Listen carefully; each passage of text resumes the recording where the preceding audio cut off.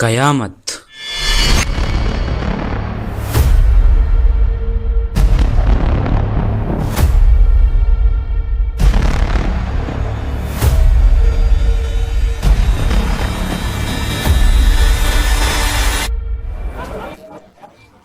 اللہ کے علم سے اپنی ایک مخصوص وقت پر جب بڑی قیامت کی نشانی ختم ہو چکی ہو Mom, look.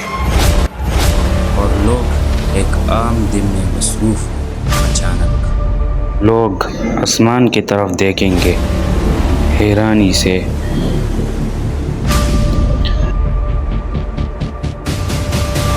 سور پھونکا جائے گا، زلزلہ برپا ہوگا، آسمان پھٹ جائے گا، پہاڑ مٹی ہو جائے گی، سمندر ابال اٹھے گی، ستارے ایک ایک کر کے گرنے لگیں گے۔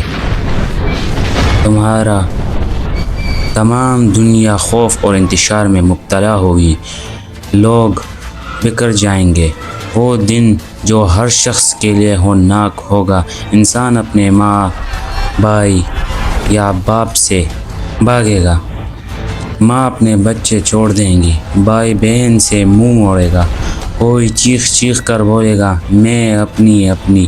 آج کا دن ناانصافیوں کا خاتمہ ہے، یہ وہ وعدہ شدہ دن ہے، یوم قیامت۔ پہلے فرشتے قیامت سے پہلے زندہ جانوں کی جانیں قبض کریں گی، پھر وہ خود، یہاں تک کہ انبیاء کے فرشتے بھی شامل ہیں، جب آخر انسان نہ رہا۔ فرشتے کہتے ہیں اے میرے رب، تیرے سوا کوئی زندہ باقی نہیں۔ اللہ فرماتا ہے مر جائے فرشتے، پھر وہ خود فنا ہو جاتا ہے اور کائنات میں مکمل خاموشی چھا جاتی ہے۔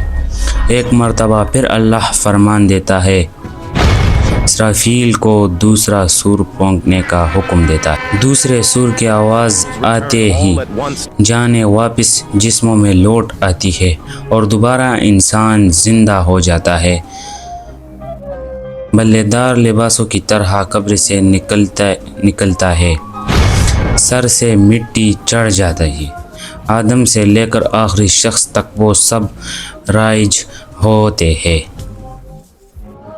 گرنے والے گنہگار چیختے ہیں ہائے ہمیں کون اٹھا کر لایا۔ مومن جواب دیتا ہے یہ وہ وعدہ ہے جو آپ کے رحمان نے کیا تھا اور رسول نے سچ کہا تھا۔ خوفناک اور اسرار بھری مناظر نظر آتی ہے، آگ میں جلتی خواتین خون آتی ہے، مرد چھوٹے سفید بدن جیسے چونٹیوں کی طرح بھاگ رہے ہیں۔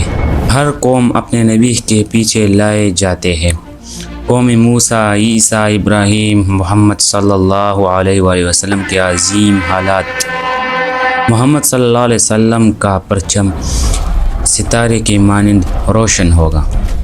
سورج اتنا قریب لایا جائے گا کہ مومن اللہ کے عرش کے نیچے سائے میں ہوں گے۔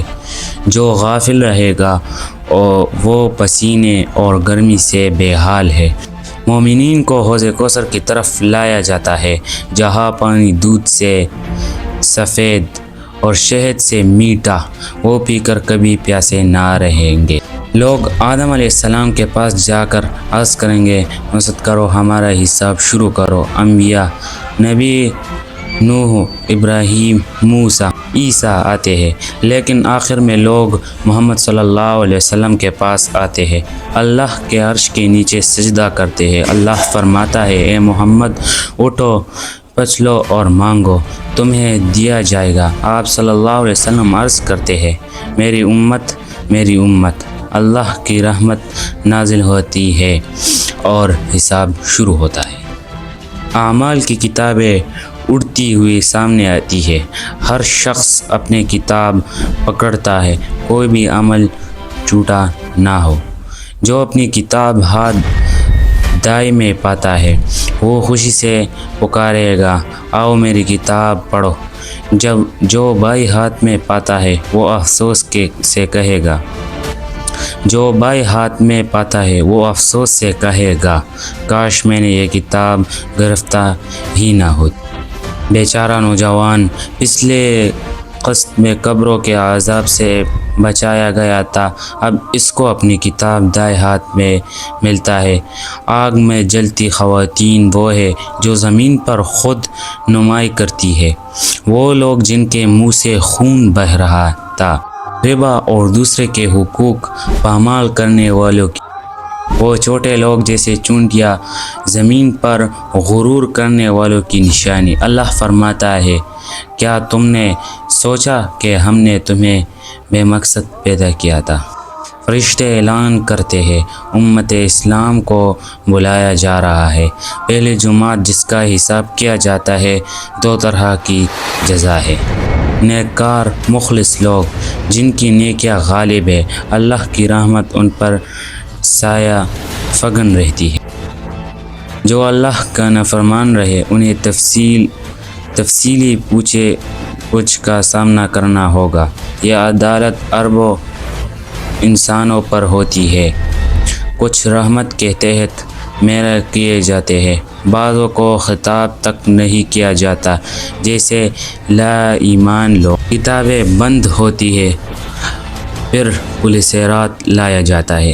یہ پل جہنم سے بالکل باریک اور تلوار سے بھی زیادہ تیز ہے۔ ایمان والوں کے لیے روشنی کی طرح عبور، کچھ لڑکھڑانے اور گناہگار جہنم میں گر پڑے۔